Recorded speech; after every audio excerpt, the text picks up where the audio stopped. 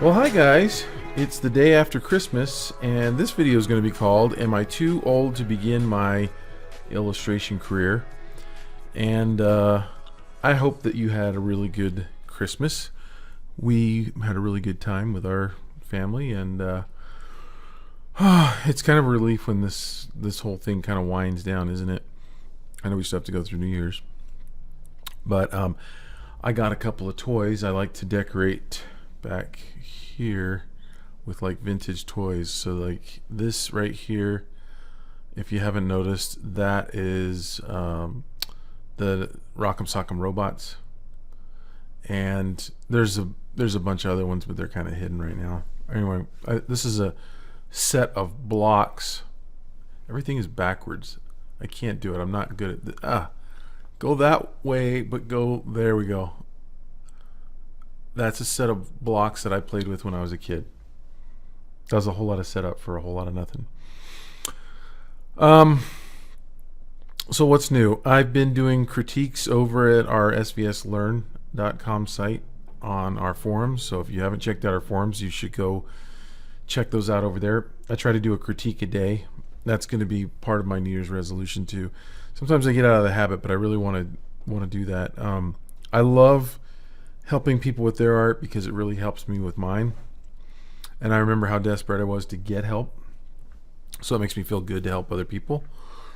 And okay, so let's kind of dive into this subject. I got an email from someone. I typically don't put out the names just because, and I ask these people if it's okay to use their email, but I feel like if I ask, can I also use your name, they might feel pressured into, because maybe they feel like they've been following my channel or they've been taking classes from me or something, and they don't want to turn me down, but at the same time they don't want to, so I don't even ask. I'm just not gonna. It's not important. I'm not gonna read the name, but so I'm just gonna read this letter and then we're gonna talk about it. So it says, I just started watching a few of your illustration videos. I went to art school years ago for fine arts.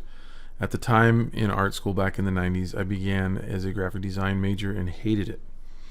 It seemed like the closest I came to illustration was life drawing classes, and the rest of the time I was tracing images with a light box or being drilled with drawing perspective. I didn't feel creative at all and was miserable, so I jumped over to the fine arts. I enjoyed being in the fine arts program, but it is not the easiest profession to earn a living in. Yeah, so see that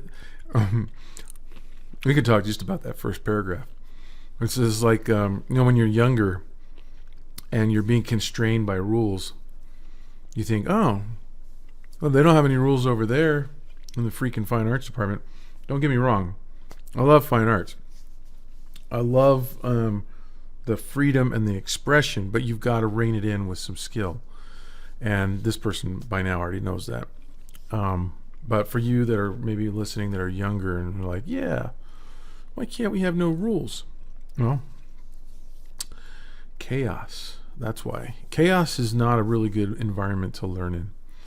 And you have to be able to harness your ideas and be able to, in some competent way, be able to recreate the dreams that are bouncing around in your head, and you do that through the skills that you learned through perspective and all the other drawing exercises and things that you go through. Anyway, but I digress. After a few odd jobs, time passed and I was led to teaching K-12 art. But after doing 2 years of teaching in a blackboard jungle, I was really pretty burnt out, and it has taken me about 8 years to recover as a creative being from that experience. I can totally understand that. My wife taught junior high, and she would come home just fried. And I taught high school art for a little while, and it's the kids that aren't there that are the kids that just want to screw around, that they just tax your nerves. Boy, it's a tough one. During that time, I did a few different things to earn money, usually barely scraping by, and even tried to start an art space unsuccessfully. I have also continued to teach other subjects part-time as a sub. Anyway, at 45, I feel like I have some talent at drawing. Would like to move away from teaching as a career and focus on becoming and making a living as a freelance illustrator. Is it too late for me to start at age 45?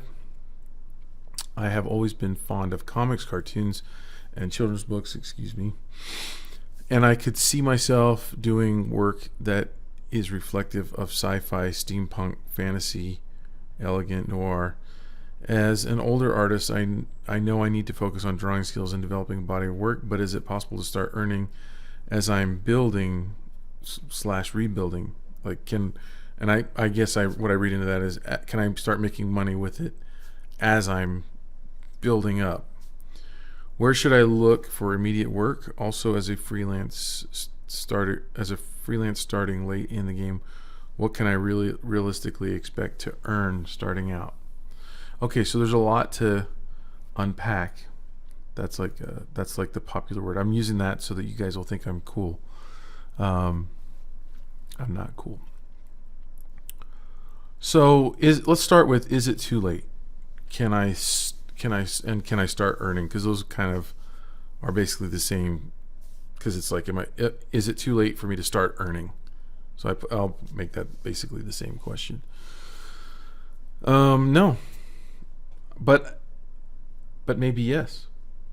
And if I say yes, so no, 45 is not too late to start by any means, and really neither is 55 or 65. However, there are some people who, and this will lead into the next question, there are some people who will never be able to earn a living doing this because they have other things holding them back. So without knowing you, and without knowing what you're going to do in the future and what you've been doing, and without having seen your portfolio, and by the way, when I say that, I'm hesitant to say without seeing your portfolio, because I get long emails all the time, and I know by saying this some people are going to feel guilty for sending them. I enjoy reading emails that come in from Facebook, that come in from YouTube, that come in from Instagram, and from our website SPS Learn. I love connecting with people. I'm a people person, and I love helping other people. But I can't. I get these requests to review portfolios, and I've just had to systematically turn them down. And that the reason is, it takes a long time to review a portfolio and to do it right. And if I make a few comments, I think I've talked about this before on this channel. I've had a student one time who completely changed her major all because I made a few comments in class, and she was happy to do so. She was like, she was more in the graphic design world, was kind of in between illustration and graphic design, and she was turning in these assignments that were really graphic in nature, and I was like, on these assignments I want you to explore the drawing more loose drawing, not trying to solve everything with shapes from the computer. I want you to actually draw and use your arm, the warmth of your arm, and make mistakes. And she was like, got it. If I have to do that, I'm out of here. But she never let me finish. She never let me tell her that there is so much room for graphic designer type illustrators in the children's book market, and in graphic novels, and in other publishing markets. And in fact, sometimes they make the best illustrators. I never had a chance. I never saw her again. She just dropped the class the next day. And so, and that was at UVU. And I always, so from then on, and I've had other experiences like that. In order for me to actually review a portfolio, I want to give you the full review, the bad with the good. All she got was a little bit of the bad, and she was like, "Oh, that's it. I'm glad to know." And so she left, and I heard that from a friend. No, she was happy that you told her that, she could just move on and do what she thought she wanted to do anyway. So, Um, so yeah, so no, I've seen illustrators that have found work after really putting a portfolio together after a year or two. You know, um, I mean, so you being 45, I have no idea what kind of portfolio you're going to put together, over the next year. And it could be, I mean, high, medium, low. It could be amazing. It could be, or it could be pretty bad. So I can't, it's this career. We call it a career. Is that the right thing to call it? I mean, maybe. I mean, like, I think of a career as like, you go in and you get, back in the day, you would get like typing skills. And I took a typing class in high school. And there was work if you typed a certain amount of words a minute, you could easily get a job typing. And, like, I have a nephew who's a plumber, and, he went and apprenticed with a plumber and got a job as a plumber's helper, basically the gopher. And he's worked himself up, and now he's taken some classes, and he's going to try to get his journeyman's license. And he may already have that, but it's a career path, and as long as you basically show up and do what you're told, and and not cut corners. I mean, like, there's a certain way to install a toilet or to install a sink.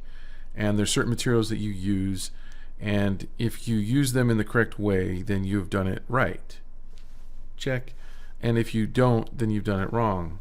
And if you do it wrong too many times, there's no career there for you. But it's not hard to do it right.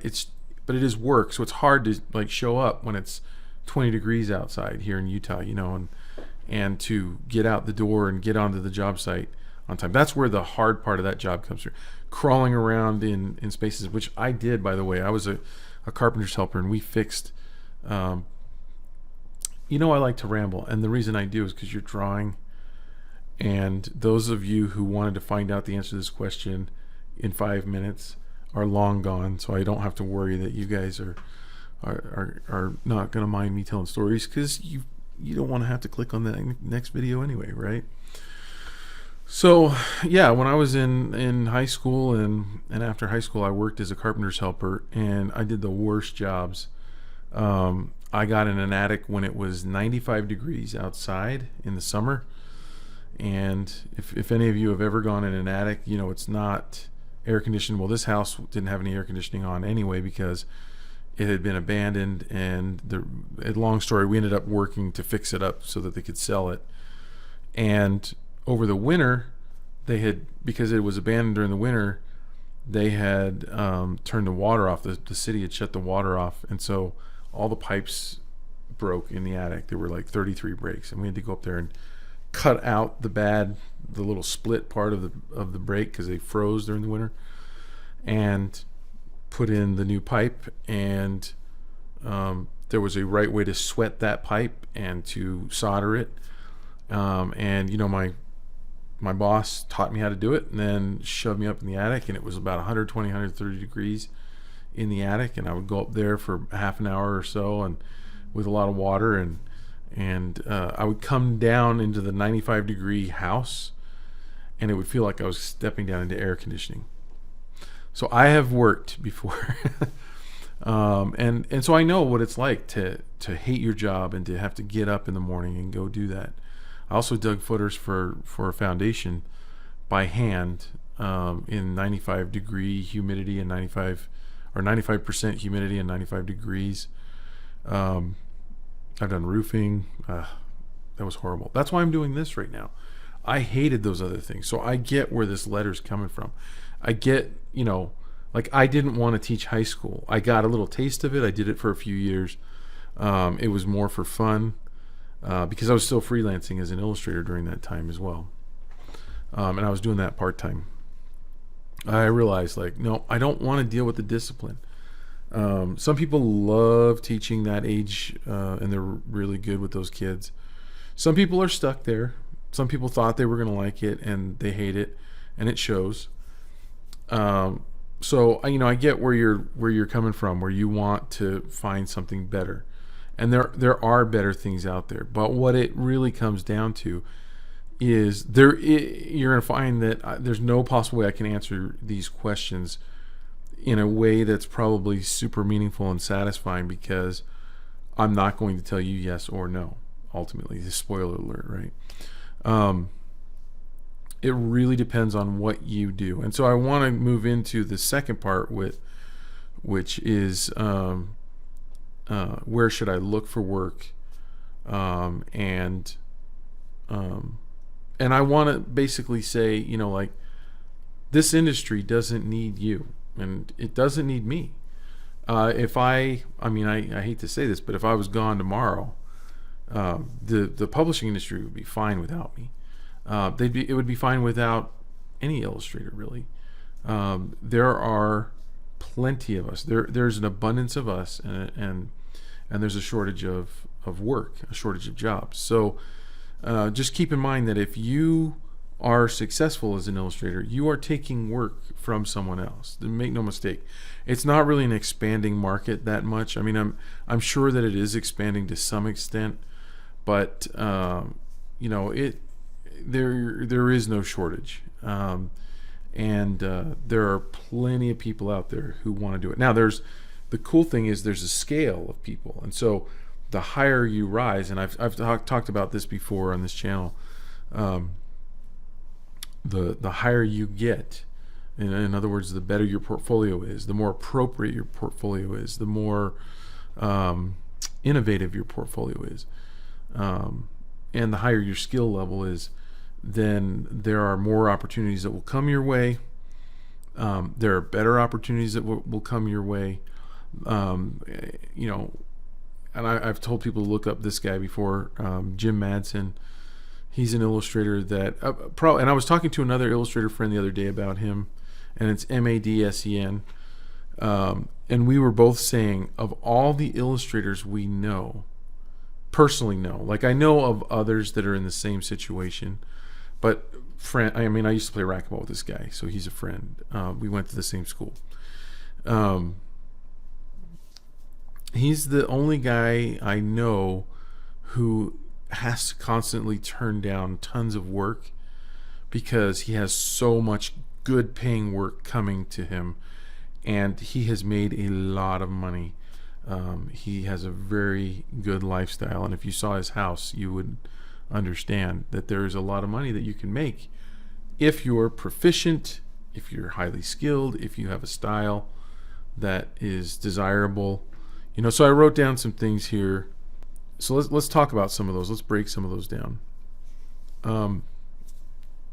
Extremely hardworking. So he definitely is extremely hardworking. So and that basically means someone who eats, breathes, and sleeps drawing and painting and making illustrations. So if you're someone who is not afraid of hard work and long hours, then I would say that's a feather in your cap. Yes, you have more of a chance of starting this at 45 if you're just you're willing to put in the time to catch up, basically, to where other people are that are ahead of you, and pass them, and then pass more people and pass more people, because you're just willing to out hustle. Then that is definitely part of it. Another one is the passion. So I separate those two out because, to me, hardworking is you're doing this because you're trying to solve a means to an end, which is money. You talked about earning, and so you want to earn money with this, which I separate that out because some people just want to get published. There are people in the acting industry who were very well off. I can't remember the name of her, but she was a girl that was on The Office, and she was on Parks and Rec, and her name is right on the tip of my tongue. Michael thinks she's ethnic, which I just remember that, Michael Scott. And I can't remember her name. It just came, it just popped into my head right now. But Rashida Jones, is that her name, or is that her actor name? I think it's Rashida Jones. Anyway, her parents were like multimillionaires, and she worked super hard. I doubt that the money was the motivator for her. You know, her motivation was probably to do something meaningful in her life. To perfect a craft and an art that she could get recognition for. I can't imagine it being the money. I mean, I'm sure she also takes the money that's given to her, but I mean, I don't think that was her main motivation. So passion, to me, passion is that scale of how bad you want to do something that you would do regardless of making money or regardless of getting praise or any other kind of reward. It's that thing that you do because you just really love doing it. You just love to do it. So for some people it's drawing. And so, like, to give you an example, for me, I've been going home at night and looking forward to playing the bass. Boom, boom, boom, boom. I loved playing it in high school. I loved playing the cello and playing the bass, and I love playing with my son. And my other son sings with us, and we're trying to get my nephew to play his drums with us. And so I just love doing that, and I hope that we never ever make any money doing it, because I don't really want to do it in public. I don't think, unless the other guys do, unless my boys do. That's not really a goal of mine. Mine is, I love hearing the harmonizing sounds that I can make with the bass. I love it. It's something that has just been inside of me, and I'm surprised that I waited so long to try to coax that out more. But now I have a little bit more time than I did in the past, and so I'm finding time to do that, to practice that and I'm only practicing for like 20 minutes a day. So it's not like I'm throwing a lot of time at it, 20 minutes to half an hour a day. So, how passionate are you? Is this something that you're going to do regardless? If it's not, I would say you're going to have a hard time making it, because what's going to happen is, as you try to perfect your portfolio, if you're not getting work, that voice on your shoulder is going to be saying, see, this is a waste of time. You could be doing something else that you really care about. And so if this isn't the thing that you really care about, you're going to end up doing other things. It's just human nature. You're not going to spend time doing something that isn't paying you off if the paying you off is monetary. Are you a person who's consuming a lot of art? These are constant themes that are running through my videos. And the reason I say that is, I'm always surprised at how many people will tell me they want to illustrate children's books, and then we get into a conversation and it becomes painfully obvious to me that they don't know any books published in the last 10 to 15, 20 years. They know the books that they stopped looking at when they were kids, and choosing to illustrate children's books is like it came off the drop-down menu, choosing, of careers. I think I'll illustrate children's books, but they aren't in that world. They're not living in that world, at least not right now. So if you're not living in that world, you're not going to make it in that world. You have to be seeing, consuming, reading, knowing, buying, if you can afford it, checking out from the library, poring over, analyzing, making lists, dissecting, trying to figure out, why is this good? Why do people like this? Why do I like this? Saying it's good isn't good enough. Ooh, I really like that. Why? What are the specific things you like about it? And by doing so, you will more easily evolve your own style, and also hopefully you'll check out the right books. You won't check out the dumb ones. I can't believe I just said that. But there are books that could lead you astray. And by that I mean, from a marketing standpoint, like, if all the books that you're looking at were published 30 years ago, you're probably not going to be creating a style that's current today. So you need to be familiar with what's being published today if you want to be published today. Doesn't mean that those books aren't good. Doesn't mean there aren't lessons that can be learned from them. If anybody is a traditionalist, it's me. I highly respect what has come from the past. But you also have to be realistic enough to know that, or to understand that art directors today, editors today, are probably, I would guess the average age would be 30 something, maybe. I'm just guessing. But that means that there's a lot of 20 somethings. And of course 40s and 50 somethings, and then the senior editors and stuff, and senior art directors are sometimes in their 60s, but yeah, they're younger, and so they're familiar with they know everything that's been published in the last 5-10 years. So you need to know what's going on as well. Let's talk about innovation. So I think being innovative is something that is underrated and under cultivated in art schools sometimes.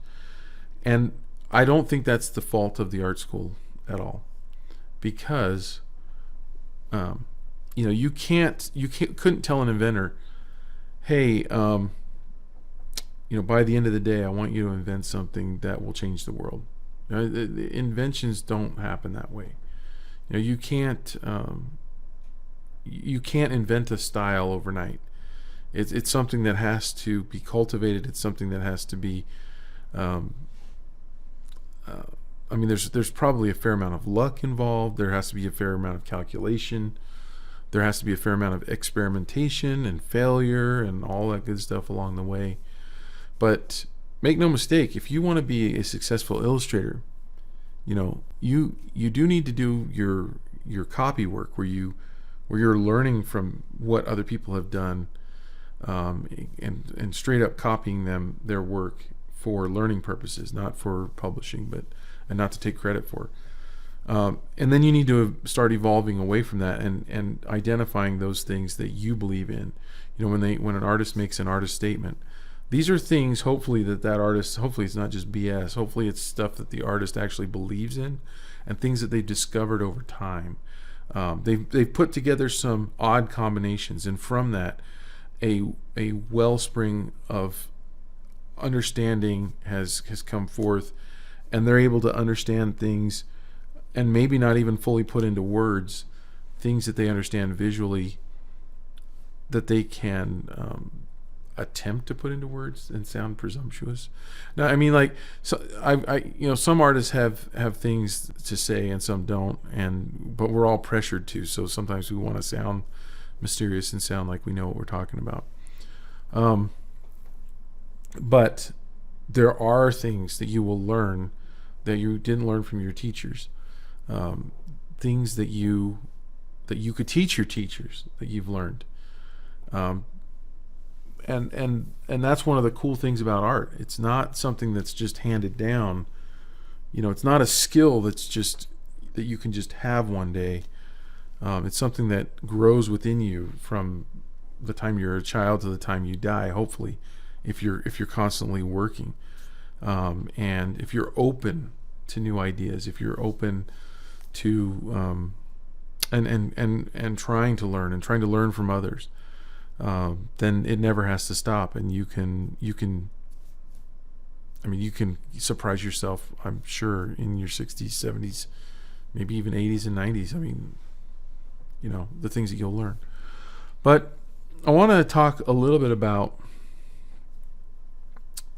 someone, because I want to talk about this innovation a little bit more and drill down a little bit further on that, and that is the subject of phone phreaking. If you don't know about phone phreaking, you really should take some time and do a Google search. And they spell it Phreaking, phone, like telephone, phone, phreaking, not with an F but with a PH. And so growing up, when I was a kid, and all through my adolescent years, my dad worked for AT&T, long distance carrier, before they were deregulated. before you had the wireless and all that stuff. He was a long distance guy, and he worked there from, I believe he got his first job there in the early 60s, and worked at AT&T until he retired. And he saw a lot of change. But during that time, they had equipment. This was before computers as we know them. And so they had equipment that would, when you made a long distance call, you'd press, your touch tone. First it was a rotary phone, and it was done with clicks. But when they moved to the touch tone phone, the bump, bump, beep, bump, bump, that phone. Can't believe I'm old enough to where I'm having to explain this. Those tones, and I don't know really how it worked, but they basically, the sequence and the actual different tones were listened to by a piece of equipment, which would then was automated. Not really. I don't think you could call it a computer. Maybe it was an early version of a computer, depending on how you define computer. But I mean, it wasn't digital. It was physical magnets, and it wasn't digital. It was physical equipment with like magnets and electricity and physical switches and things that would route your call. So this is definitely after the operators were like, putting the the wires in the holy things, and I don't know what they're called. So anyway, they would you would make the call, the tones would work, and it would switch the equipment, and you'd make your long distance call to where you were trying to go. And if you had the instructions of which tones, and it was always the first tones would take you to another state or to another country. And anyway, there was these guys called phone freaks, and at first they learned to whistle. Some were actually gifted in the way that they could, whistle and make the right tones to freak out to trick the equipment to routing a long distance call. And so, you had to pay for long distance. It would come in the form of your phone bill. But if you got on a pay phone or someone else's phone or something that wasn't hooked up, I think they usually did it from pay phones though. They could whistle in that pay phone, and they would get to make a free long distance call. I know, all this set up for just a free long distance call. We actually used to have to pay for long distance. I know that you younger people have cell phones and you can call anywhere, and it's part of your monthly plan now. But at one point, your phone bill could be anywhere from $10 or $15 a month to hundreds of dollars a month, depending on how many long distance calls you made, and it charged you per minute and all that good stuff. And so, like, I remember as a kid, we would call my grandparents. Everyone had to be around the phone when we called them, because we didn't want to rack up a long distance charge of even like 2 or 3 minutes. So everyone would say hi, and then we'd hear a little bit from grandma and grandpa, and then we'd hang up. Okay, so it was a big deal because it was expensive back in the day to make long distance calls. So this group of phone freaks were your computer nerds before computers. They were your geeky type people who just thought that things like this were cool. And then one day in the Captain Crunch cereal, there was a toy given out, a whistle toy, and it was like a little horn thing that had all these different pitches you could make with it that you blow through. And apparently all or most of the little tones you could make on there were the perfect tones to trick out the computer. So this one guy who found that toy to work, he found it, he tried it, it worked. They ended up nicknaming him Captain Crunch. So you may have heard this story. There's been documentaries on this. You can read about it on Google. You could probably search it here on YouTube and learn all about it. There's probably a documentary here on YouTube. You could learn about it. It's pretty cool though. But interestingly enough, what I'm trying to work my way up to here is that Wozniak, of the Steve Jobs and Wozniak, I can't remember his first name. Anyway, the founders of Apple. Wozniak was a phone freaker. And so my point with all this is he was in that group And he brought Steve Jobs and showed him what he was doing. And isn't this cool? We can make long distance calls and all that. So these were guys, you know, my whole summation of this thing is Steve Jobs and Wozniak did not go to someone and ask him, am I too old to start making money building and selling computers and phones and selling music and all this stuff. What they were was super passionate about geeky, techie stuff, something that I would not care about. Like if someone's like, hey, we can make free phone calls at the payphone. Even though they were expensive back in the day, I'd be like, well, who do we call? Well, this Captain Crunch guy actually routed his call, figured out how to get a call all the way around the world. He bounced his call from switching station to switching station all the way around the world and had it ring a separate phone line that he had at his house, and was able to pick up two phones and hear the echo of him talking in one and the other. And that did it for these guys. That I'm not that's not me. I would never have been into that, but they were. I'm into drawing. You're into drawing. You're into illustration. So my question is, how into it are you?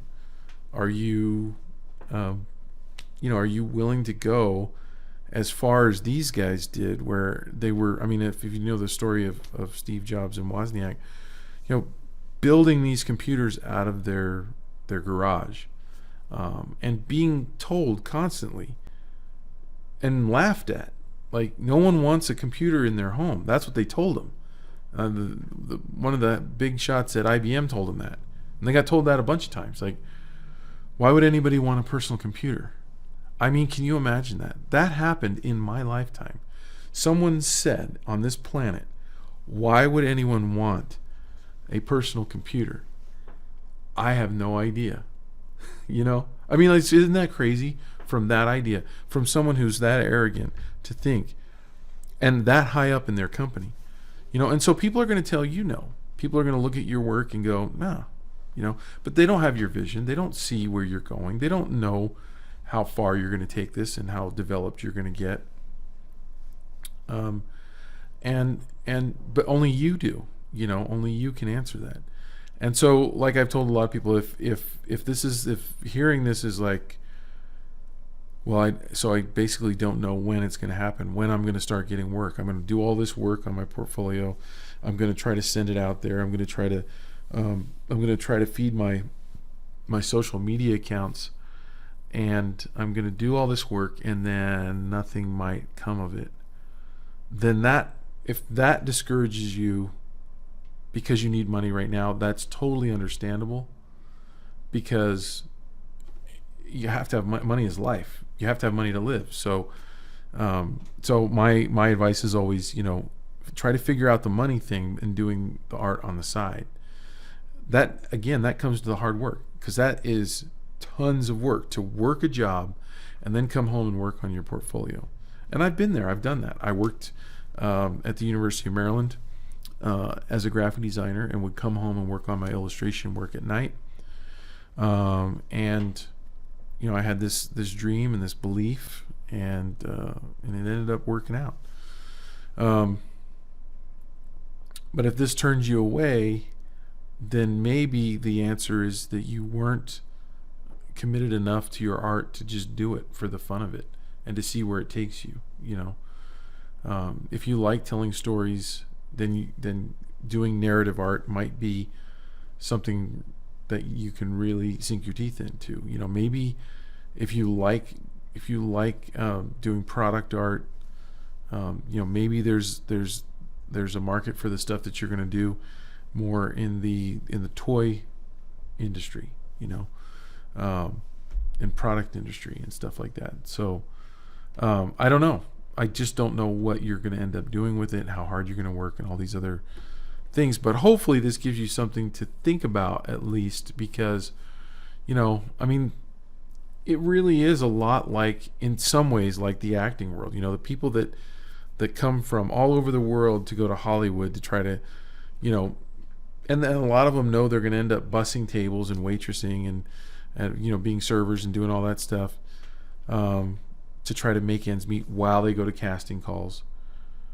And a lot of them don't know how long it's going to take before they get their big break. And they also are realistic enough to know that they might not ever really get there, but their dream is sufficient to where they're willing to pick up and move all their stuff out there. Luckily, we don't have to do that.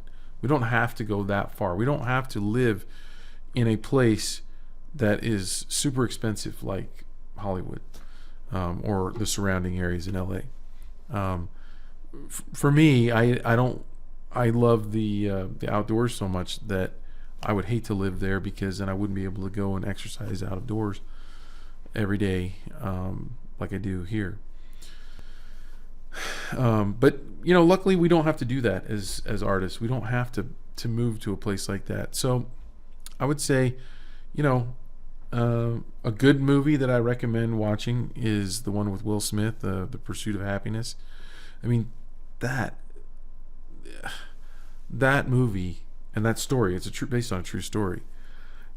For anyone to work as hard as he did to get where he is today, just shows me a couple of things. It shows what you can actually work your way into if you put your mind to it and if you are willing to work hard. It also shows me the level of sacrifice one's willing to go through to get what they want. And so, sometimes I look at portfolios and I see people that tell me that they want this lifestyle, that this is what they want. But at the current time, their portfolio is not reflecting that at all. And then sometimes I see people who have been doing it for over a decade and their portfolio isn't reflecting it at all.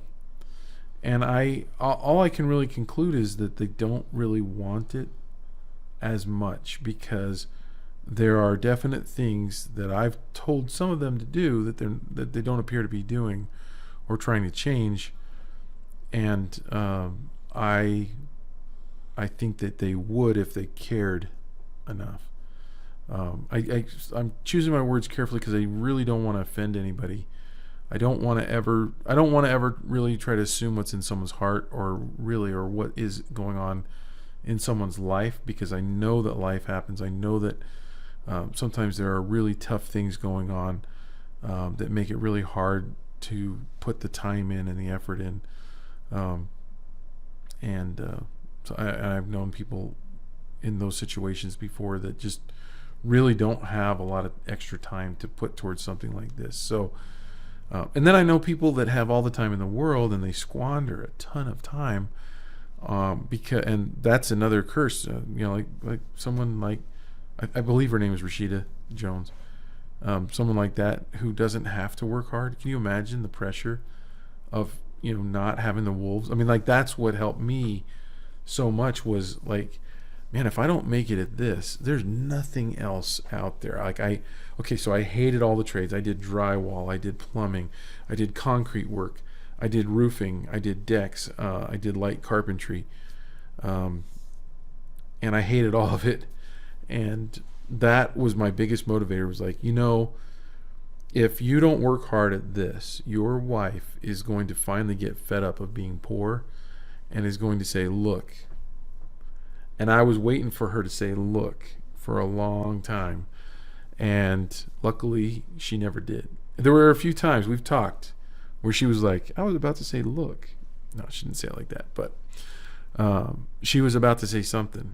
And then I'd get a job and I'd make a bunch of money. And then she'd be like, okay, well, maybe. And so she'd tuck it away. I found out this later on. So anyway, I don't know. That's about all I can ramble right now.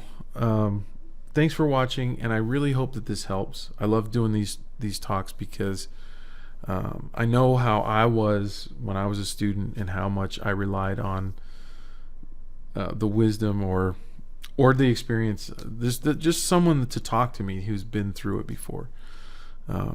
I can't believe that I said wisdom, because that's not very wise, is it, to say that you have wisdom? I might edit this out. I might leave it in. Anyway, thanks for watching. I hope you have a great new year.